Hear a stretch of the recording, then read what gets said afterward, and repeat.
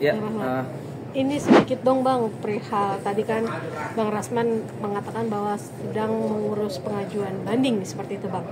Mungkin pengajuan bandingnya seperti apa sih Bang? Boleh sedikit dijelaskan? baik, oke, terima kasih teman-teman. Bahwa pertama kami informasikan secara resmi per hari ini tanggal 10 Oktober 2025 kami dari tim kuasa hukum resmi menyatakan banding atas putusan Pengadilan Negeri Jakarta Utara yang mana diputus pada tanggal 30 September 2025. Pernyataan banding yang kami sampaikan hari ini itu juga setelah kami terima bahwa jaksa penuntut umum pun ternyata telah lebih dulu mengajukan banding. Artinya ada suatu kondisi yang mana antara pihak yang berperkara menyatakan bahwa putusan ini adalah putusan yang tidak berkeadilan, baik dari sisi jaksa penuntut umum maupun kami penasihat hukum menyatakan bahwa ini tidak tepat putusannya. Pertama, saya mau mengkaji dulu secara formilnya kenapa kami mengajukan lebih lambat daripada jaksa penuntut umum, bahwa kondisi dikarenakan Pak Rasman pada saat persidangan tanggal 30 September itu sedang sakit dan sedang dirawat di luar negeri, maka terhadap terdakwa yang tidak hadir, batas waktu yang diberikan 7 hari sejak diberitahukan putusan. Kalau jaksa 7 hari sejak dibacakan putusan, artinya tanggal 7. Tetapi kalau kami 7 hari setelah diberitahukan, Pak Rasman ataupun kami selaku kuasa hukum diberitahukan pada tanggal 3 September 2025. Kemudian kami mengajukan tanggal 10 September, yaitu per hari ini. Dan kebetulan per hari ini adalah batas terakhir untuk menyatakan banding perkara ini.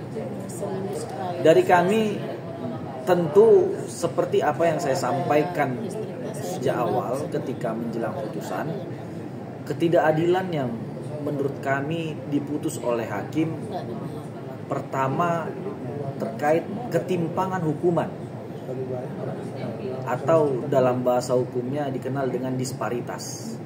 Teman-teman pasti mengetahui bahwa sebelumnya Iklim Hakim diputus bersalah terhadap perkara yang sama dengan hukuman 6 bulan dan hanya dengan masa percobaan. Ini kan suatu ketidakadilan yang sangat nyata yang diperlihatkan dalam satu perkara yang sama gitu. Kami pasti akan sangat menerima jika seandainya di dalam fakta persidangan itu terbukti ada intellectual dader. Seandainya hakim atau jaksa penuntut umum bisa membuktikan bahwa Pak Rasman lah intellectual dadernya, sumber permasalahan ini Pak Rasman lah yang adalah pelaku utamanya, mungkin kami akan terima jika putusan yang diberikan kepada Pak Rasman selama 1 tahun 6 bulan. Tetapi kan dalam fakta persidangan tidak satupun Pak Rasman melakukan perbuatan-perbuatan yang mengarah kepada Pak Rasman yang menginisiasi gerakan-gerakan tersebut. Justru yang ada dalam persidangan semua informasi, semua permintaan itu berasal dari Putri Iklim Hakim. Maka kesimpulan kami, intellectual dader atau otak pelaku utama yang melakukan perbuatan tindak pidana ini adalah Putri Iklimah Aprilia. Seharusnya Putri Iklimah Aprilia yang 1 tahun 6 bulan, kemudian Pak Rasman yang 6 bulan percobaan. Ini dari sisi perbuatan dari pasal 55 ayat 1 ke 1, ya kan, secara bersama-sama. Tetapi di sisi lain ada yang harus kita pahami bersama bahwa ada Undang-Undang Advokat pasal 16 Undang-Undang nomor 18 tahun 2003, yang mana seorang advokat dalam menjalankan kuasa tidak dapat dituntut baik secara pidana maupun perdata. Kan begitu. Artinya kami telah membuktikan bahwa Pak Rasman bertindak untuk dan atas nama kliennya sepanjang dalam rentang waktu sebagaimana diuraikan dalam surat dakwaan, yaitu tanggal 30 April 2022 sampai dengan kejadian tanggal 10 Mei 2022, di mana itu adalah laporan Hotman Paris. Pak Rasman masih berstatus sebagai kuasa hukum Iklima, kan begitu. Artinya dibuktikan juga dengan surat kuasa. Artinya terpenuhi bahwa Pak Rasman sedang menjalankan profesi advokat. Di mana profesi advokat ini mempunyai hak imunitas, tidak boleh dituntut secara pidana maupun secara perdata. Inilah yang keliru. Makanya saya bilang, jangankan untuk memutuskan bersalah, untuk menuntut saja seharusnya tidak diperkenankan jaksa penuntut umum oleh undang-undang. Kalau kita mau bicara persoalan undang-undang, kan begitu. Nah, ini dua materi yang sebenarnya sudah sangat terang dan berulang kali kami sampaikan. Kemudian terhadap materi-materi lainnya nanti ada waktunya kami akan kupas tuntas, kan begitu. Tetapi dua poin ini saya pikir sudah sangat beralasan untuk Pengadilan Tinggi Jakarta membatalkan putusan Pengadilan Negeri Jakarta Utara. Poinnya begitu. Dan satu lagi yang harus menjadi catatan, bahwa putusan Pengadilan Negeri Jakarta Utara yang kemarin itu sejujurnya mencederai undang-undang advokat. Ini akan menjadi permasalahan baru. Ini telah membuka ruang bahwa advokat yang seharusnya mempunyai hak imunitas, tetapi oleh karena putusan ini menjadi jurisprudensi, sehingga advokat-advokat lain bisa terkena masalah hukum yang sama di kemudian hari. Kalau seandainya putusan ini nanti tidak dibatalkan oleh Pengadilan Tinggi, maka kami berharap mohon dikesampingkan materi-materi viral, keinginan masyarakat, intervensi, baik intervensi dari Hotman atau intervensi dari siapapun yang dikomunikasikan oleh Hotman, kan begitu. Ini harus dikesampingkan.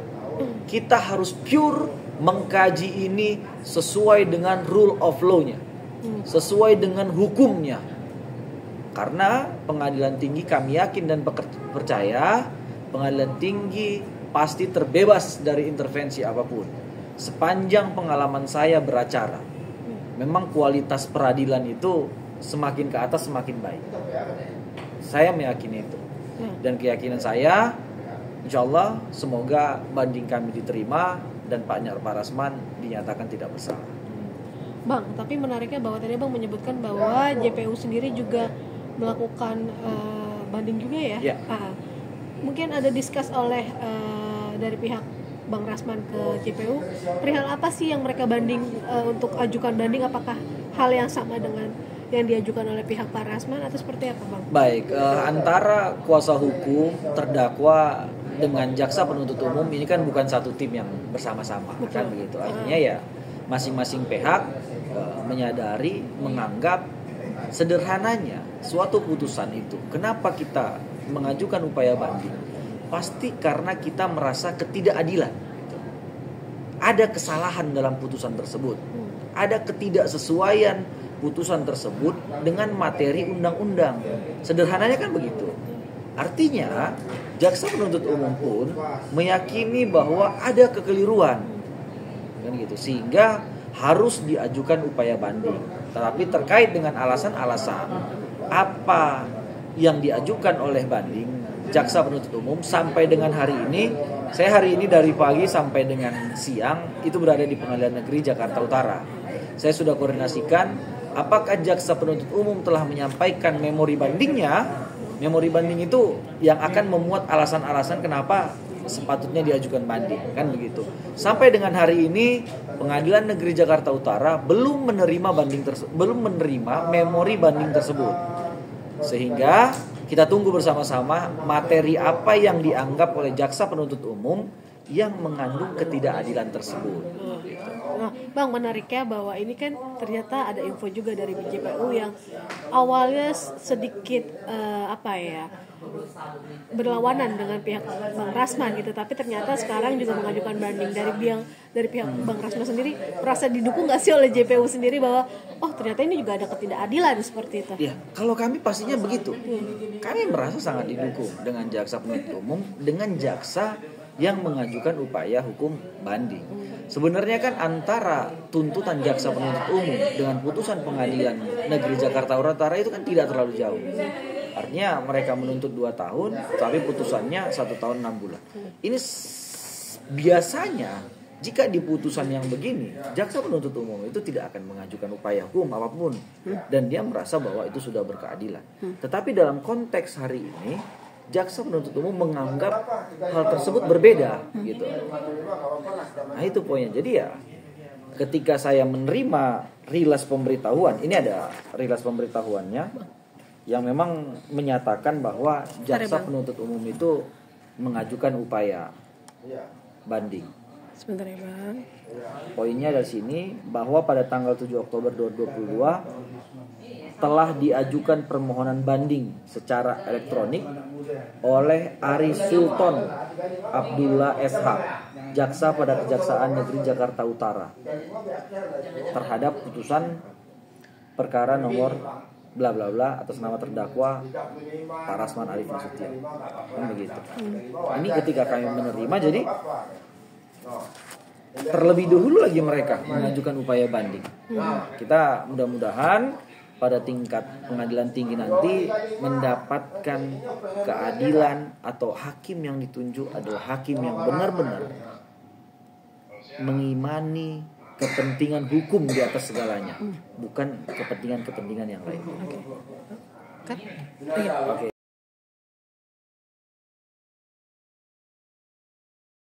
Jadi jangan lupa untuk subscribe Cumi Cumi. Ditekan ya tombol lonceng merahnya.